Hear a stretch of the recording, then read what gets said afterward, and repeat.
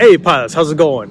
One of the common questions you get at job interviews is, what if you walk into the flight deck as a first officer and you notice the captain slouching over, looking tired, and maybe even smelling like alcohol? So what would you do? How would you answer that? One of the most common answers people use is, I'll just ignore it, I'll go flying, and if anything gets worse, I'll just take control. Really? Is that what you're gonna do? You're just gonna let it slide and see how it goes in flight with a whole bunch of passengers behind you? Let me propose to you a different solution. One of the techniques I like to use is known as probing. And what probing is you're asking probing questions to the other person to see if they understand the current situation. And as you keep asking the questions, you're actually escalating the question even more to make it even more clear. So you start off kind of vague and you're asking more clear questions. For example, you might say something like, hey captain, how was your night yesterday? And they might respond, it was a good night, and maybe not even acknowledge the fact that they drank something. So then you would say, hey captain, did you have anything to drink last night? What time did you go to bed? And if they didn't clue in, you can even say, hey captain, I smelled some alcohol. Do you smell that? And if they still don't acknowledge the situation, you can go ask the cabin crew in the back and say,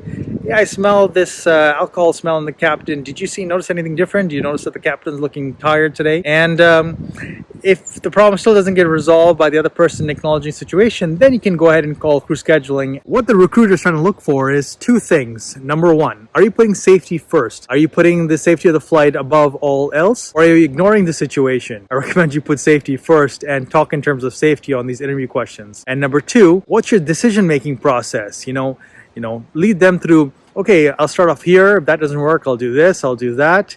Then walk them through your decision-making process. So I have many more of these interview tips. If you like these type of interview questions, comment below, message me, and I might make some of these videos in the future.